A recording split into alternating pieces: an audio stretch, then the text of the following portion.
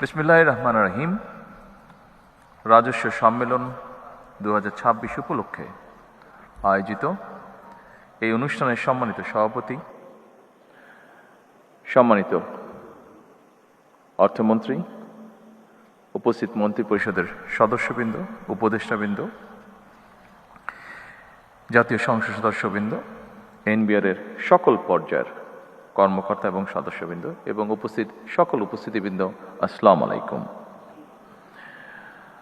আজকের এই সম্মেলনটি অবশ্যই একটি ভিন্ন ধর্মী সম্মেলন। এটিকে আমি একটি সাধারণ সম্মেলন হিসাবে দেখছি না, কারণ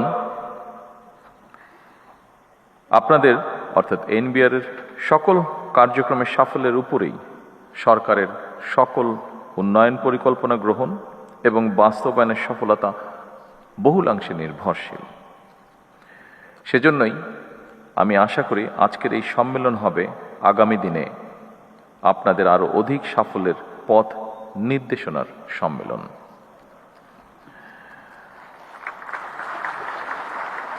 উপস্থিতিবৃন্দ, আমরা কি ধরনের ভঙ্গুর অর্থনীতির মধ্য দিয়ে রাষ্ট্র পরিচালনার দায়িত্ব গ্রহণ করেছি, এটি দেশের যে কোনো শ্রেণী পেশার মানুষের চেয়ে খুব সম্ভবত আপনারা সবচেয়ে বেশি অবগত আছেন। আপনাদের জানা আছে, দীর্ঘ 1.5 দশকেরও ফ্যাসিবাদ শাসন শোষণের অভিশাপ থেকে রাষ্ট্রের অন্য সকল প্রতিষ্ঠানের মতো জাতীয় রাজস্ববোর্ডও মুক্ত থাকতে পারেনি। এনবিআরের নীতি নিয়ম উপেক্ষা করে ব্যক্তি কিংবা দলীয় স্বার্থে কাউকে পৃষ্ঠপোষকতা, কারো প্রতি বিরূপ মনোভাব কিংবা রাজস্ব আহরণে স্বেচ্ছাচারিতা এনবিআরকে প্রশ্নবিদ্ধ করেছিল। এনবিআর উপরে মানুষের আস্থা বিনষ্টের একটি অন্যতম কারণ ছিল এই বিষয়গুলো। উপস্থিত সুধীবৃন্দ, ফ্যাসিবাদ মুক্ত বাংলাদেশে এবার আমাদের ঘুরে দাঁড়ানোর পালা, অর্থাৎ বাংলাদেশের ঘুরে দাঁড়ানোর পালা।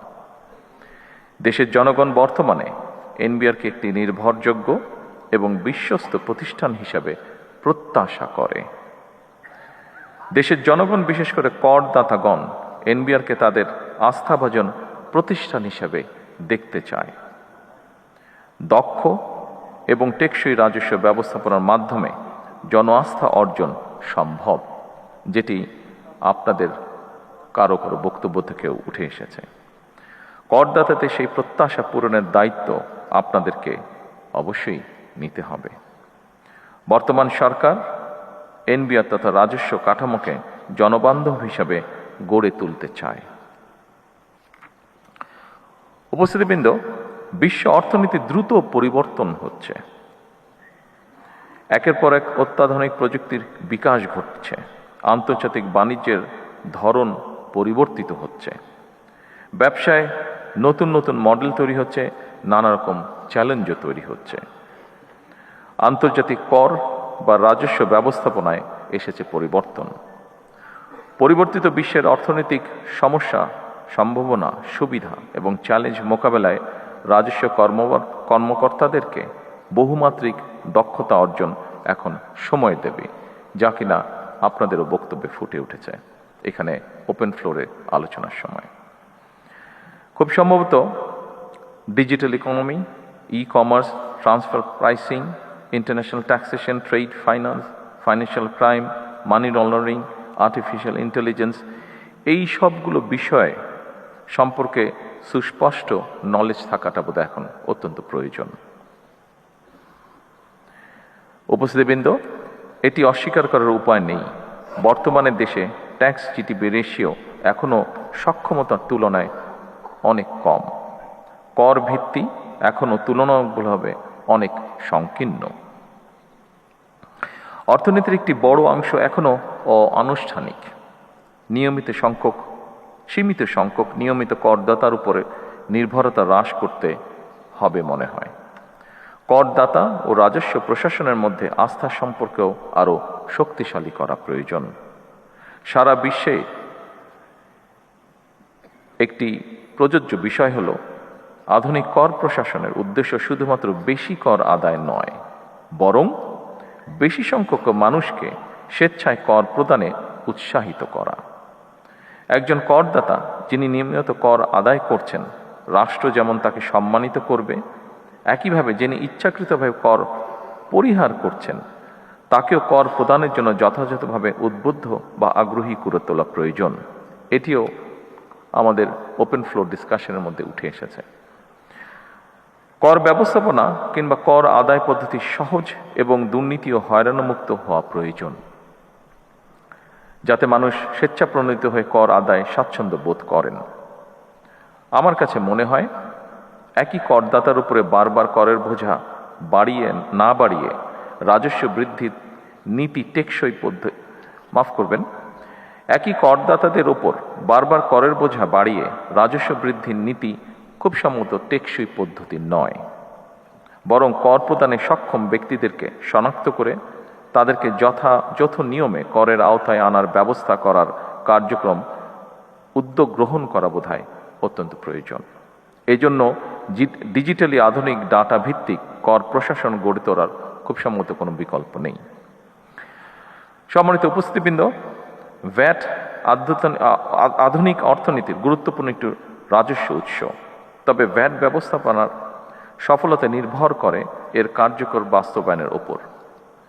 ভ্যাট প্রশাসনের জটিলতার কারণে যাতে ব্যবসা বাণিজ্য বাধাগ্রস্ত না হয় সেটিও আপনাদেরকে কষ্ট করে নিশ্চিত করা প্রয়োজন। কাস্টমস, ভ্যাট কিংবা ট্যাক্স আদায় শুধু এনফোর্সমেন্টের বিষয় নয়, বরং রাজস্ব ব্যবস্থাপনার উপরে ভ্যাট ট্যাক্স দাতাদের আস্থা ও বিশ্বাসের সম্পর্ক তৈরি হলে রাজস্ব আহরণ অনেক সহজ হয়ে যায়। সুতরাং দক্ষ ব্যবস্থাপনার মাধ্যমে জাতীয় রাজস্ব বোর্ডকে এমনভাবে গড়ে তোলা প্রয়োজন যেখানে মানুষ এই প্রতিষ্ঠানকে ভয় না করে বরং বিশ্বাস করবে। উপস্থিতিবৃন্দ, আমি আশা করি দেশের স্বার্থে আপনারা এনবিআরকে জনগণের আরো বিশ্বস্ত এবং আস্থাভাজন প্রতিষ্ঠানে পরিণত করতে সক্ষম হবেন। ব্যক্তি স্বার্থের চেয়ে প্রতিষ্ঠান তথা সবার আগে দেশের স্বার্থ রক্ষা করা প্রয়োজন। উপস্থিতিবৃন্দ, একটি বিষয় ওপেন ফ্লোর ডিসকাশনে একটি বিষয় উঠে এসেছে। আমাদের ইন্টারিম গভর্নমেন্টের সময় এই ডিপার্টমেন্টে একটি ঘটনা ঘটেছিল। ঘটনাটিকে আমরা দুঃখজনক ঘটনা বলে অভিহিত করতে চাই। আমরা চাই, আমি আগেই বলেছি, সরকার চায় সকলকে সাথে করে নিয়ে বাংলাদেশকে গড়ে তুলতে। প্রত্যেকটি মানুষের কন্ট্রিবিউশনকে সম্মানের সাথে দেখতে চায় সরকার। সমস্যা আছে, সমস্যা থাকবেই। আমরা আলোচনা করে ধীরে ধীরে সমস্যার সমাধান বের করার চেষ্টা করব। আমি এনবিআরে যেই দুঃখজনক ঘটনাটি ঘটেছিল, যদিও ওপেন ফ্লোর ডিসকাশনে আমি বলেছি, তারপরেও আবারও বিষয়টি আমি উল্লেখ করতে চাই। আমরা চাই সরকারে দায়িত্বে যারা আছেন, সরকারের বিভিন্ন কর্মকর্তাবৃন্দ, আমরা চাই আপনারা নিরাপদে স্বস্তি নিয়ে আপনারা দেশ গঠনে কাজ করুন। সরকারের অবস্থান থেকে আমরা অবশ্যই চেষ্টা করব দেশের স্বার্থে, দেশের প্রয়োজনে যে বিষয়গুলো গুরুত্বপূর্ণ সেগুলিকে প্রায়োরিটাইজ করতে।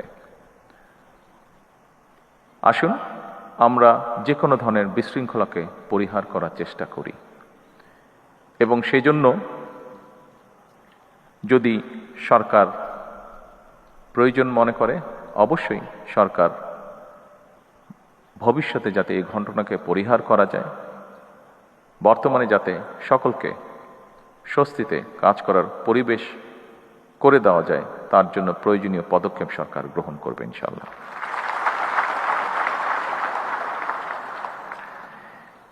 এবার একটি আশা, সম্ভাবনা এবং প্রত্যাশার কথা বলে আমার বক্তব্য শেষ করতে চাই। গত ফেব্রুয়ারি মাসের মাঝামাঝি থেকে জুনের শেষ পর্যন্ত সময়টিতে রাজস্ব আহরণের পরিমাণ ছিল ইতিবাচক।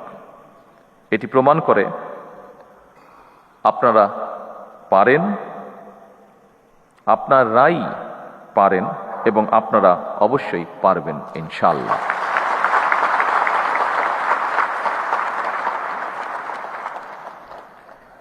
আমাদের সকলের প্রয়োজন দেশপ্রেম এবং আন্তরিকতা। আসুন সমৃদ্ধ বাংলাদেশের স্বার্থে আমরা সবাই মিলে একটি শক্তিশালী রাজস্ব ব্যবস্থা গড়ে তুলি।